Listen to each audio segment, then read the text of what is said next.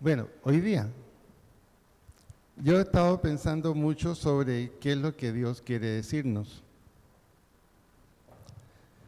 Y el Señor en su misericordia nos dio algo muy importante que nos tiene que hacer pensar qué tipo de iglesia vamos a hacer de aquí al próximo año.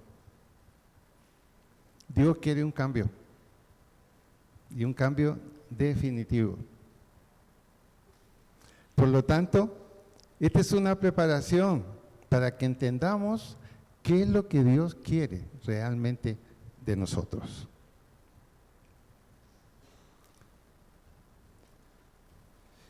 Esto que les voy a leer, yo lo tuve en mis manos en el año 2002.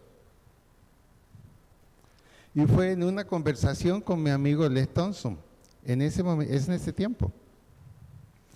Tuvimos una conversación en que él ya iba definitivamente a no viajar más de Estados Unidos acá.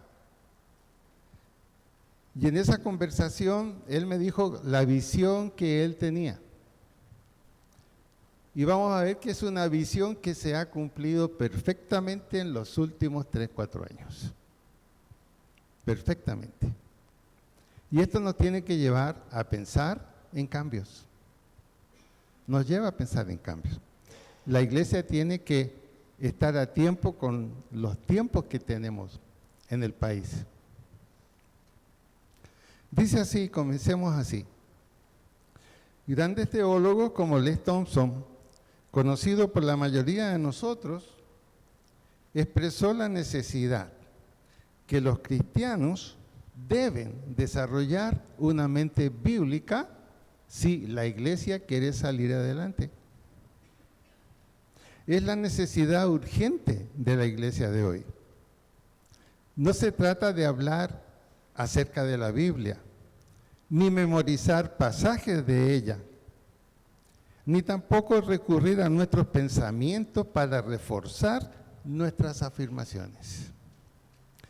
Tener una mente bíblica es internalizar tanto la palabra de Dios al punto que la mente de Cristo piense a través de la nuestra.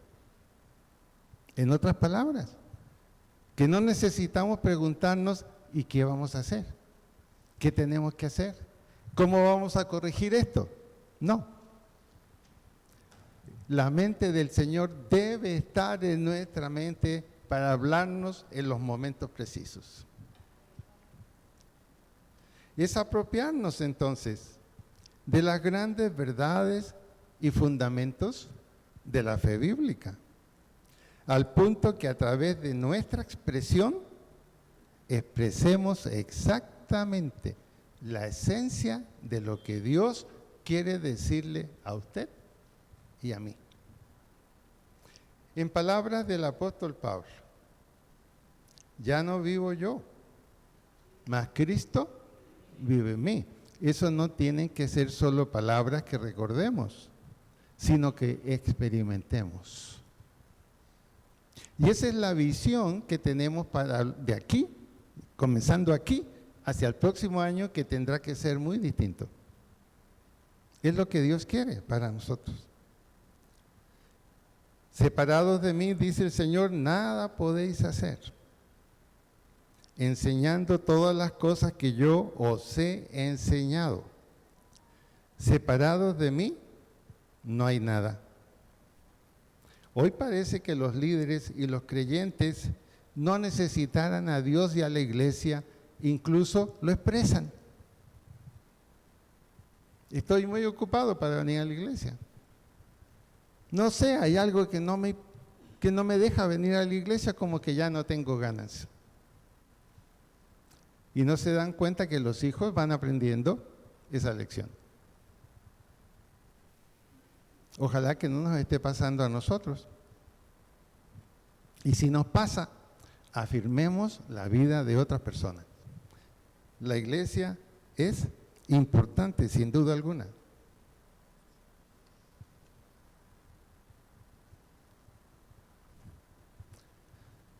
Grandes teólogos como Les Thompson conocidos por la mayoría de nosotros, expresa una necesidad. Eso es lo que conversábamos con él hace ya 4 años atrás. La necesidad que los cristianos desarrollen una mente bíblica. Es la necesidad urgente de la iglesia de hoy. No se trata de hablar acerca de la Biblia, ni memorizar pasajes de ella, ni tampoco de recurrir a nuestros pensamientos para reforzar nuestra afirmación. Tener una mente bíblica es internalizar tanto la palabra de Dios al punto que la mente de Cristo piense a través de nuestra mente. Y eso se puede lograr. Eso significa el poder apropiarnos de las grandes verdades y fundamentos de la fe bíblica, al punto que a través de nuestra expresión expresamos la esencia de ella. En palabras del apóstol Pablo, hacer verdad, decía él. Estoy refiriéndome a Les Thompson. Les decía esto. En palabras del apóstol Pablo, que sea verdad. Ya no vivo yo, mas Cristo vive en mí. No puede ser eso solo una frase que repetimos. Tiene que transformarse en una realidad. Separados de mí nada podéis hacer. Enseñando todas las cosas que yo os he enseñado. Separadas de mí, esas palabras no tienen ningún poder. Hoy parece que los líderes y los creyentes, nosotros, parece que a veces no necesitamos a Dios y la iglesia. Es triste decirlo, pero ustedes pueden verlo. Hay personas que venían, ya no vienen, y cuando uno les dice que vengan, sí, allá estaré. Pero cuando hay graves problemas en esas familias, entonces vienen. Esa es la vida de hoy. Y es lo que el Señor nos está pidiendo que pensemos realmente acerca de esto. En la visión que tenía el doctor Thompson, él me hablaba acerca de lo que vendría después del año 2002. ¿Cómo sería del 2002 en adelante? Y él planteaba lo siguiente, y es muy cierto. La antigua mitología, con sus innumerables dioses, transformaron el mundo en que vivían. Cierto es que los griegos nunca supieron a dónde Zeus iba a lanzar el siguiente rayo, pero lo creían. Sin embargo, la población fue persuadida que todos esos dioses creados eran gente buena, que no había nada que temer de ellos. Vivían con la confianza en lo inexistente, confiados en la irrealidad. La gente más adelantada del mundo antiguo, depositando su fe en seres imaginarios. Eso es cierto. Eso ha sido realidad en los tiempos antiguos. Iglesias donde era justamente lo que sucedía. Simplemente vidas imaginarias, acciones imaginarias, respuestas imaginarias a oraciones que se hacían. Y eso produjo que la gente perdiera la fe. Aún así, se siguen creando mitologías, vestidas con hermosos atuendos de incoherencia absoluta. Basta que usted mire muchos sitios religiosos, simplemente ir a verlos y se va a dar cuenta. Y esas obras son compradas por Hollywood para luego aparecer en las pantallas cinematográficas a nivel mundial o en nuestros televisores. Da pena decir eso, pero es cierto. ¿No han visto las películas que se hacen a veces con efectos religiosos? Eso es lo que está pasando en nuestro mundo desde el 2002 hacia acá. Eso es lo que está pasando. Esa fue la visión que tuvo Les Thompson. Y gracias a Dios que Él me lo dejó aquí en papeles. Ahora, la tremenda maravilla, piensen ustedes, de la guerra de las galaxias. Podemos entrar al cine e imaginarnos seriamente montados en la nave estrella real Naboo. ¿Cuántos de nosotros no vivimos esa experiencia? ¿Alguno de ustedes nunca vio esto, la guerra de las galaxias? La vieron los niños, la vimos nosotros y parecía que estábamos viviendo una realidad. Y miren lo que pasó. Estábamos allí viendo esa película acompañados de seres increíbles. Adoramos al maestro Yoda. ¿Se acuerdan del maestro Yoda? ¿A quiénes no les gustó el maestro Yoda? Tenía siempre una respuesta para todo. 800 años de sabiduría tenía él. Él es quien nos anima a poner nuestra fe en la fuerza. No se puede vivir sin la fuerza. Y eso tocó la mente de muchas personas. La fuerza. ¿Qué significa eso? Simplemente una señal personal en cada uno de nosotros que sustituye a Dios. Teníamos la fuerza. A los jóvenes les impresionaba, vivo en la fuerza y con la fuerza. Y algunos, un poquito ya más crecidos, también decían lo mismo. Fue un cambio tremendo entre el año 2002 y el 2003. Muy fuerte.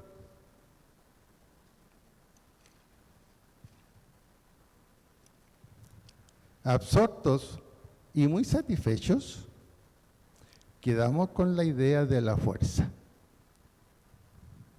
En otras palabras, llegamos a decidir que teníamos que vivir con nuestra propia fuerza y demostrar esa fuerza. Era una fuerza superior en el universo y que nosotros muchas veces la sentimos aunque no era real, como si lo fuera. El mayor impacto fue en los menores de edad. Dios es despedido para prendernos de un inexistente producto, un intento de los mitos modernos. La pregunta que nos hacemos hoy es, ¿dónde está la realidad? Esa es la pregunta que el mundo se hace hoy. Han pasado tantos años de esperar cosas buenas, importantes y valiosas, que ahora muchos de los grandes pensadores, ¿en qué están pensando? Bueno, ¿dónde está la realidad? ¿Cuál es la realidad que realmente tenemos que vivir? Porque no estamos viviendo una realidad, estamos viviendo algo que a nosotros nos parece cada día, o cada semana, o cada mes, o cada año. Hemos perdido la visión de la realidad porque hemos perdido la visión de Dios en su palabra.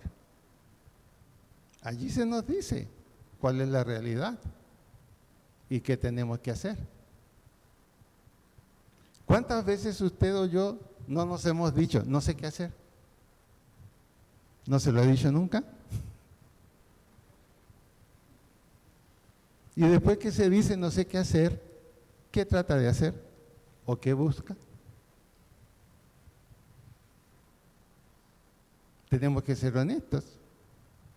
No creo que nunca, a veces, la mayor de las veces, buscamos a Dios, sino mi amigo es el que sabe todo esto. Mi amiga es la que sabe todo esto. O llega un amigo o una amiga, mira, lee este libro, está fabuloso, responde todo. Dios quedó, ¿dónde? Por fuera. La Biblia es un libro que la sacamos solamente a veces cuando venimos a la iglesia. Esas son las verdades. Entonces, si viene un próximo año, no podemos seguir haciendo lo mismo. Tiene que haber un cambio, definitivamente. Por eso entonces, especialmente los menores, en la vida de los menores cuando hablamos de 10 a 15, 18 años, así veíamos los menores antes. Hoy se hacen muy grandes, pero fallan de muchas cosas. ¿Dónde está la realidad? Retornando a la búsqueda de la verdad, la mitología moderna, ¿qué es lo que ha producido? En nosotros, que se despierten apetitos falsos. Eso es lo que se ha producido. No se nos ha producido el deseo de buscar la verdad. No. Lo que hemos hecho es simplemente que se despierten de nuestras vidas apetitos falsos que nos hagan sentir la vida como algo agradable. ¿Es verdad o no es verdad? Y nos pasa a los de edad también, no son solo los jóvenes. Esa es la realidad. Por eso el mundo está como está. Por eso nuestro país está como está. Esa es la realidad. Hemos perdido la visión correcta de la vida. Y tenemos que recuperarla. ¿Qué somos en este momento? Y yo me acuerdo que mi amigo, yo no sé cómo tuvo una visión para esto, porque él lo dijo hace ya rato, en el 2002, que estábamos conversando. Él me dijo, mi amigo Rogelio, verás un mundo libre sin leyes, sin prohibiciones, dedicado solo a satisfacer lo más exótico y erótico, que son los deseos que se van a sentir. ¿Verdad o falsedad? Y aquí viene a veces el problema para nosotros los padres en esos tiempos, ¿qué hacer para que ellos no cayeran en eso? ¿Se logró que no cayeran? ¿Qué dirían ustedes? Los más jóvenes cayeron, sin duda alguna. Una fuerza impersonal está en la gente. Yo y mis deseos. Esa es la fuerza que tenemos hoy los seres humanos. Yo y mis deseos. No él y yo qué tengo que hacer. ¿Y yo qué tengo que cumplir? ¿Qué cosas son las que tengo que realmente que tengan importancia para mí? No, eso no lo pensamos. Posiblemente nosotros que venimos a la iglesia estamos un poquito adecuados frente a esa situación. Pero ¿qué sucede? El que está por ahí simplemente paseando en el mundo. Por eso la cantidad que hay de muertes. No gente que ha sido muerta, sino que simplemente ellos han decidido morir. Porque ya no saben qué hacer frente a una vida que ellos encuentran totalmente vacía. Y algunos, bueno, viven como se pueda. Eso es lo que pasa en este mundo. Pongamos una vista solamente en nuestro país. ¿Qué sucede aquí? ¿Qué pasa aquí?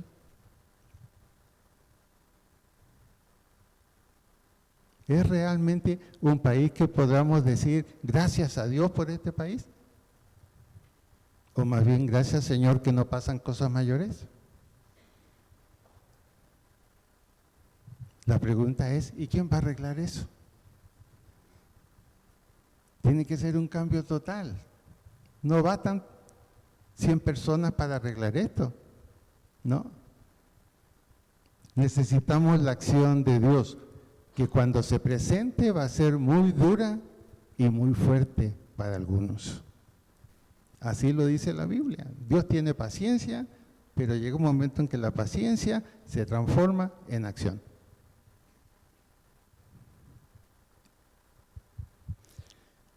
Los seres humanos estamos como una fuerza impersonal. A veces ya ni pensamos en nuestros hijos, o qué necesitan ellos, o qué deberían hacer ellos. No, el asunto principal ahora es yo y mis deseos.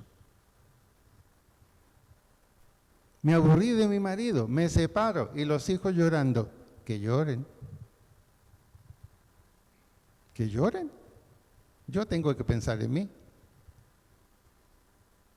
Y cuando a veces a una dama que ha hecho eso, yo le pregunto, bueno, ¿y para qué se casó usted? Que yo pensaba que esto iba a ser mejor. No fue mejor. Apunte y achunte. No, ya se fue. Esa es la realidad en la que vivimos y la ignoramos porque no nos gustan las cosas negativas, ¿no? Cuando a veces llega un amigo a contarle sus penas a usted, usted dice, uy, y yo que tenía tanto que hacer y llegó este. ¿Qué le digo? Y alguien dice, yo me he fijado en eso, y alguien dice, no, si ya está fregado, no pierda tiempo. Esa es la realidad de hoy. Y yo recuerdo que mi amigo decía, Rogelio, esa es la realidad que vas a vivir más adelante. Verdad completa por parte de él. ¿Qué sucede ahora con el ser humano? Ustedes lo pueden probar, lo que voy a decir. Yo y mis deseos. ¿Qué tan importantes son mis deseos? ¿Superan a veces lo que no debería superar? A veces el marido, preocupado, por favor, no se ponga a gastar que no hay. ¿Y qué sucede, estimado hermano? Sucede. Son yo y mis deseos. No demandamos ni cumplimos obediencia. Ni tampoco establecemos normas de conducta y nuestros hijos son los primeros que aprenden eso. ¿Y qué hacemos cuando nuestros hijos no tienen normas de conducta? Le podemos decir, no haga esto, esto es malo. No haga esto, esto es malo. ¿Podemos decirle? ¿Qué dice un padre ahora en esta época? Mi hijo, por favor, no seas tan así, toma las cosas con más cuidado. No es capaz de decirle, o obedece o se va. Esa es la situación en que estamos viviendo. Así es. ¿Qué dice la Biblia acerca del cuidado del hijo? Que tiene que ser fuerte muchas veces.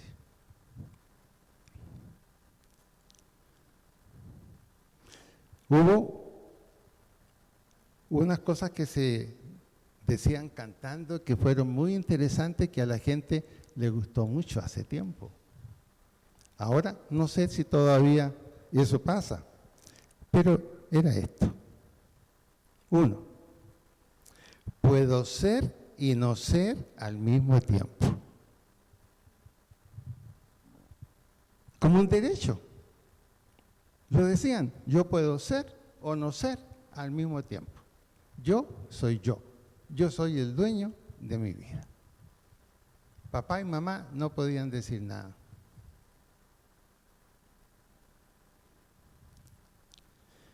Y agregaban, cuando a veces le decían, pero toma en cuenta tu casa, toma en cuenta tu hogar. ¿Y ellos qué contestaban? El mito y la no verdad es 1000 veces preferible. Y en muchas partes se aceptaba eso como una gran filosofía. Y era una gran estupidez. Porque si el hijo dijera eso y el padre tuviera pantalones, los echaría de la casa.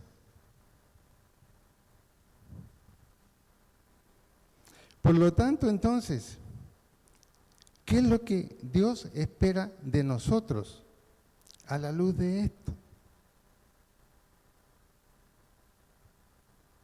Lo que Dios espera es que nos acerquemos realmente a Él. Realmente a Él. No podemos vivir como en la guerra de las galaxias, en que todo es fantasía. Tenemos que vivir en la realidad. ¿Y cuál es la realidad? Este mundo está perdido. Esa es la realidad. Este mundo está perdido. Imagínense, ¿cuántas casadas y casados dicen, ¿para qué me habré casado? No resultó nada. ¿Verdad o mentira? ¿Verdad o mentira?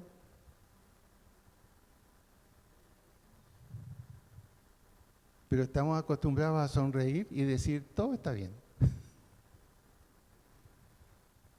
Esas son las realidades.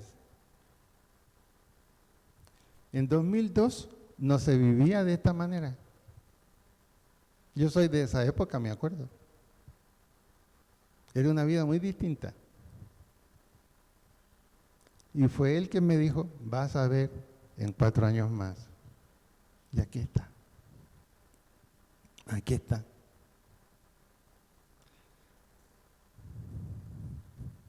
¿Qué tenemos que hacer entonces frente a esto?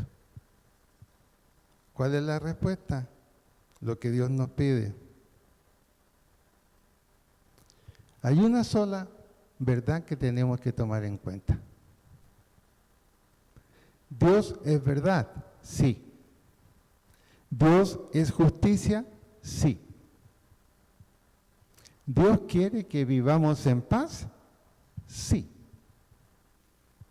Pero estas 3 palabras tienen una que es la más importante. ¿Cuál? La palabra importante aquí es justicia. Si vivimos de acuerdo a la justicia, Dios nos bendice. Si no vivimos de acuerdo a la justicia, sino nuestra propia pensamiento, eso no va a ser así. ¿Es fácil vivir de acuerdo con Dios? No es fácil. A veces alguien dice, no, que hay muchas cosas que se pierden si uno le hace mucho caso a Dios. Claro, porque Dios dice, esto no lo hagas, esto sí lo hagas. ¿Qué cambios tenemos que hacer entonces? Eso es lo que estamos pensando a través de este escrito de mi amigo. Hay que hacer cambios de fondo, cambios importantes. La iglesia tiene que ser iglesia y no solamente reunión de personas. ¿Qué significa eso? Que en todo Dios tiene que ser lo primero y estar dispuestos a hacer lo que Él dice. Eso es lo que necesitamos si queremos un país que sobreviva.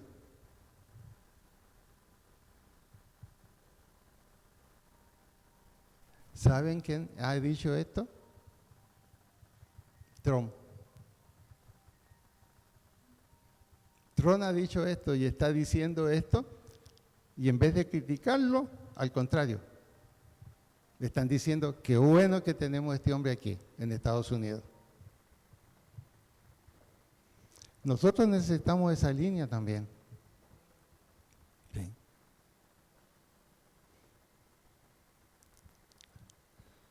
Dios es verdad, Dios es justicia, Dios es paz.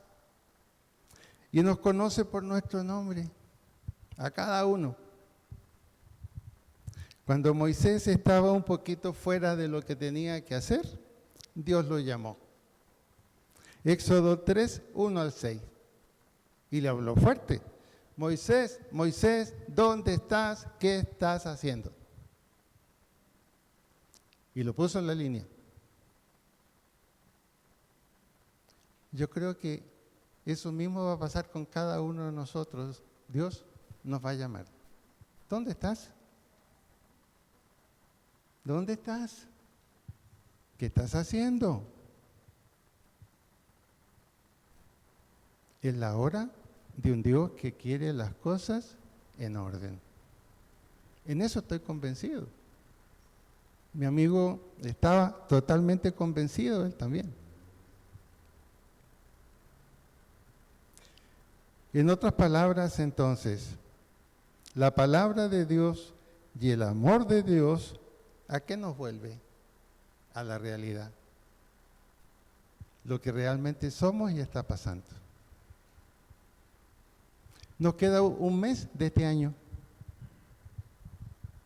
¿Qué significa eso? Que el próximo año no puede ser igual a este. Tiene que ser distinto. Tiene que ser diferente.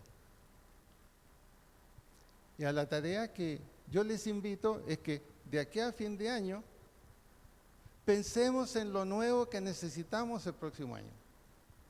Los compromisos que necesitamos el próximo año. Porque tiene que ser diferente. No digo que estemos sumamente mal, no. Pero podemos estar mejor a la altura de lo que Dios quiere. Sin duda alguna. Y eso con la ayuda de Dios, cada uno de nosotros lo podemos hacer.